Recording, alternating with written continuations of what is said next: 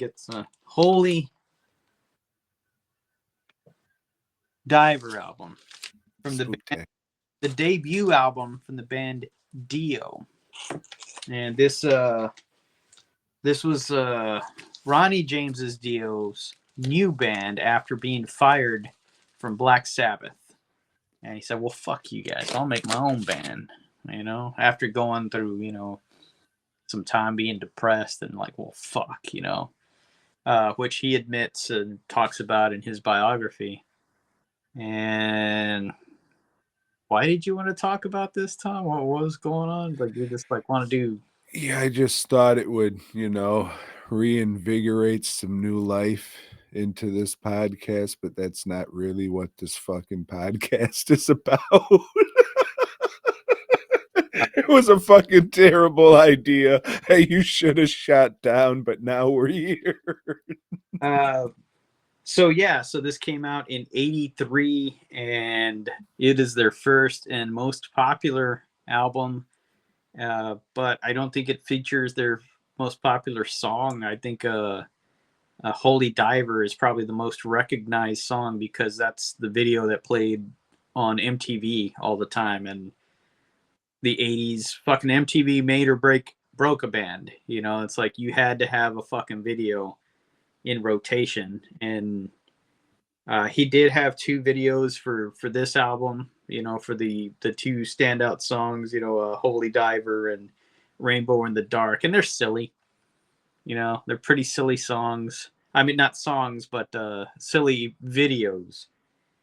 But the album itself, okay, if we go through the track list, it starts out with an anthem, Stand Up and Shout. And it's telling you, hey, this is fucking metal, motherfuckers.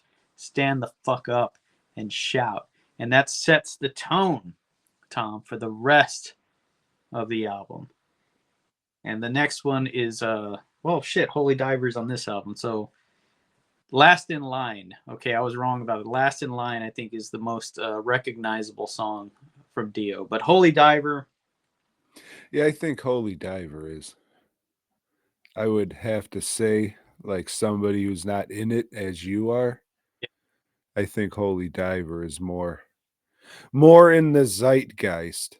Well, if you know me, then you definitely know Holy Diver because I'll get drunk and start singing that shit, Yeah, random. It's just fucking great. I don't know. Like you read like these early interviews and Dio saying, "Oh, it's about this being that comes from another planet." To say he's just making shit up at the time, because I don't know, like parental groups and shit would go after you, churches. So he was trying to make it like give it a positive spin. I don't know what it's about, but it's fucker. Well, I mean, it kind of has like a, a rise up, get over your shit and be a strong person kind of vibe to it. But, tigers and diamonds and shit. It's just like, all right, I get you, bud. And that's the thing with Dio. I mean, it like this is considered one of the best heavy metal band albums of all time. If you go like on any like best of list, it's going to be on there, and it'll be pretty high up. But he's talking about positive shit, in like most all his songs that he did throughout his career. It's about like lifting yourself up and seeing your potential and shit, which is pretty odd for heavy metal. There wasn't a whole lot of bands that's what they were singing about. And then when he's not doing that, it's all about the dichotomy of life, good versus evil, light versus darkness and shit like that, and how everything has to have its opposite and stuff. He read a lot of fantasy, and it comes through in his lyrics. Yeah, that's really like I get it and it fits in with Dio and all that, but that's really the only thing I don't dig about it because I'm not a fucking fantasy dragon medieval fucking guy. But I mean everything else is great. He's got a powerful voice and I think it was on maybe a Heaven and Hell live in New York DVD or something, like one of the roadies described like Dio and his voice as shit as like an otherworldly sadness. And I was just like, yep, that's it. That's why I like it. And I love sad music, so that's it. The next track is Gypsy, and this one's not. Let's go back to Holy Diver because that song is awesome, and that is the first one that I heard. Whenever the fuck South Park first came out, we talked about it before. It's either like the first or second season. Old Dio was on there, and I thought it was just like a goofy joke thing. And I was like, yeah, it's a little bit. They played of the song's pretty cool. And then I found out that, like, oh, this is an actual real song and an album. All right. And that's like the only one I listened to for maybe 25 or so fucking years and never bothered to give any of his other music a chance until I met you. On the very first episode of the DWN's Terrible Horror Crap podcast, this is Tom did this show with another guy, and they called me up because I guess they didn't know what the fuck they were doing, ran out of shit to talk about, and they called me up, and Tom mentioned something about heavy metal. I was drunk at the time, and I said, I remember saying something about, oh, heavy metal died when Ronnie James Dio died. And I started singing Holy Diver because I was drunk, you see. Not that I have to be drunk to sing it, but yeah, so Dio's been represented since the very first episode of this show. I mean, even before that, fucking like we found out that he died on set of fucking Race War when we were at the bar. So we played like fucking Holy Diver 8 times in a row. And the people at the bar the first time, they were just like, oh, hell yeah, right on. This one's for you, Ronnie, and all that shit. And then it played again. And they were just like, oh yeah, all right, I get it. And then it was just like, oh. But see if I knew anything besides that album.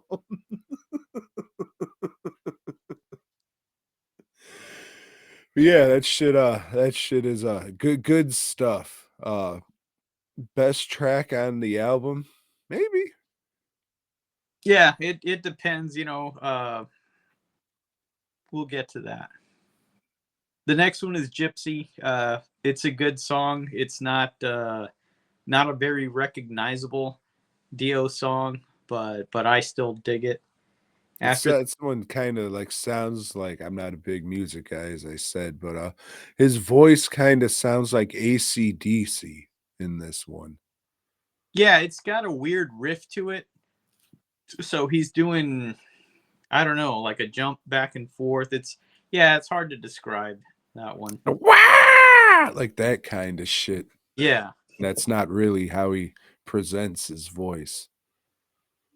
Ooh, it's more like that, like he's getting fucked in the butt. That's the otherworldly sadness the guy was talking about. The next one is Caught in the Middle, which is probably the most poppy sounding song. It's upbeat. Yeah, I think, you know, had they put this one like as a single, it would have like crossed over. You know, it would. I think it would have because there was a lot of shit that had like a more upbeat sound that was getting onto the charts and shit. But then you buy the album, you're like, oh, none of the other Right. songs are. Yeah, it would have been a misrepresentation for sure. Yeah. And then you have Don't Talk to Strangers, which that's a silly beginning to that song. And every time this song is coming on, you know, if I'm with Roop or Lisa, you know, it's always we'll just turn to each other. Don't talk to strangers. Then you hum in each other's ears. I fucking love this song. You know, you get past that silliness, and it's a kick-ass song. It's just, yeah. And kids, don't talk to strangers. More than that, do Or not smell the flowers. or don't take any beer from Uncle Willie. It's malt liquor, you fuck. Yeah. And that's side one of the album. You know, if you had a CD, which you didn't at that time, you know, there was no CDs, it was a cassette, so you still had to flip over to side two to listen to Straight Through the Heart, you know. And yeah, this is a fucking banger. You know, his voice on this one just fucking comes straight through the heart, you know. Yeah, it might be my favorite track on the album. This is one that I've always fucking liked, but it's hard because Holy Diver's good and iconic and all that, but this might be my actual favorite track on the album. Favorite song that he sang? Maybe Bible Black's pretty good. Yeah, Last in Line is pretty good, and he has some other ones too. Fucking Children of the Sea, whatever the fuck. But this one goes hard as shit. yeah, this one, he's really showing his power, the power of his voice. It's fucking, it's impressive every time I hear it. Makes me think of like spider webs and broken glass for some reason. I don't know why, but And then there's Invisible, which again has a very silly intro that goes on way too long. The song starts and it's a good song, but to me, I think it's the weakest one on the album. You know, I mean, it's good, but just compared to everything else on this, it seems weak. Uh, I would agree, yeah, sir. you have your big hit, "Rainbow in the Dark." Fuck, you know this song. I don't have to tell you that it's good. I don't have to tell you anything about it. It's just, uh, and every member of the band has a writing credit on this one. So yeah, everybody contributed something. You know, they probably all wrote their own little fucking, you know, like Bane wrote the bass, you know. Yeah, and that probably shows why it's so fucking good, you know, because everybody was super invested in it. It always came out like stuck out as weird that why the fuck would you do this song Rainbow in the Dark when you left that band and shit? Are you trying to, get recognition off of that because this is your first album to let people know and shit? I don't know, it's always came off weird. There's not one called like fucking The Chilling Sabbath or some shit, you know what I'm saying?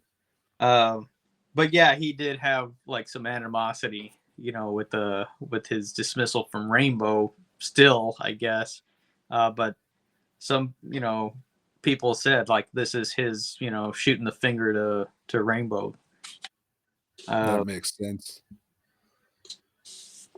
or maybe yeah, it was a song he was going to use with Rainbow, but I don't know. And then Shame on the Night.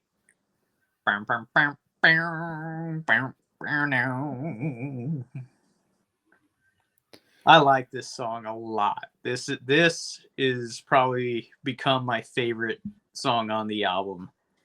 Um, it's like he has a little pause between each line. You know, shame on the night. Shame on you, Tom. Because of the places and things. Yeah, Fuck. Yeah, it's good. Um, I like it. I just sorry, my nose is fucking itching like a motherfucker. I gotta scratch it with some blow. I call it sandpaper for the nostrils. But yeah, I don't know. It's just because I come from a different time and a different realm of music. If that's something I would, end the uh the album with. I think you kind of end an album with like kind of a more mellow, somber type thing. Don't hit them with something hard at the end because then there's like, yeah, what's next? Nothing, you fuck. Oh, well, shit. Maybe that's a way to get them to replay it again. Like, oh, yeah, I want to go back and get pumped up. But usually, like the albums I would listen to, they'd always have like a bummer of a song or a more emotional, heartfelt type thing. Like if it would have ended with "This is your life," like that's more of Yeah. something that would close out an album, I think. I think okay, so the 45 that they put out, you know, because people that don't want to buy an album, they just want, hey, what's the one that's on the radio? You know, I don't have that 45. I looked it up today, and it's like, oh shit, that's not too expensive, you know, from a lot of people on Discogs. So I'm gonna order that probably tomorrow. That's the little thing. Yeah, the smaller album, and the flip side of that one is Evil Eyes, which isn't even on this album. You know, that's on the next album. Is it Evil Eyes or Evil Lies? Evil Eyes. No, I understand, Joe. And this was the British, like, I guess they didn't do singles, you know, so there's 3 songs on one side, 3 songs on the other, and this one also has like weird listings. Like, it's got Rainbow in the Dark, Holy Diver, and then Evil Eyes again, and then Stand Up and Shout. Oh, Straight Through the Heart is on this album. Right So, on. like a mini album. This is like an EP. So I don't know. It's fucking badass album. Like they're just like fucking bangers throughout. Like I said, there's one song that I personally don't think, you know, stands up to the rest of them, but like I've listened to this album over and over and over, and my favorite on the album has changed, you know, throughout the years. It's changed several times. You know, right now it's Shame on the Night. You know, we do this, talk about it again next year or something, you know, drunkenly in a hotel, and then I might say something else. Did you hear or listen to, I guess it's the same thing, kind of, the Joe Basile remix album?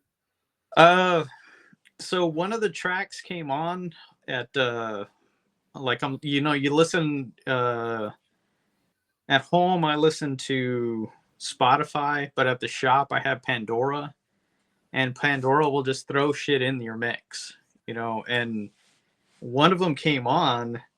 I don't remember what song it was. Maybe it was Gypsy, but it came on. It's like, what the fuck? You know, that sounds different. You know, what the hell is this? And I went to go look and see what it was, and it was, yeah, that Whoever mix. And I was like, fuck, I'm gonna have to order that now because that sounded pretty damn good. You know? Yeah, it's okay. It sounded just slightly different to me, with like a little, you know how they used to have the songs where you hear like them talking a little bit before the song actually starts? Like a lot of them had that, and kind of like a little bit of a different fade out ending. Yeah. But just for me, it didn't sound too terribly different, because if I think remix, I'm thinking like something completely different, not, it's no kind of here and there. Yeah. So yeah, I listened to his version or his mix, I guess, of Rainbow in the Dark, and that didn't sound much different at all. You know. But yeah, that I think it was Gypsy that is like, fuck, that's good. To buy that album, fucking prick. There was also a like an anniversary CD that I don't have, that like the last tracks on that are an interview, you know, is an interview with Dio, and maybe I can find that shit just on YouTube or something, listen to it, so I don't have to, what the fuck am I going to do with a CD, you know? Put it on a shelf. Yeah. Yeah. Well, people got VHS concerts of Dio and shit like that, so, you know, I've got a VHS player, kind of like the Blu-ray player I have stuff. But yeah. Yeah, solid album for sure. Thanks for checking out the show. We hope you dug it, baby. If so, give us a thumbs up. Subscribe and let us know down below. Support Tom and Joe by heading over to DWNProductions.net and FastCustomShirts.com. Until next time.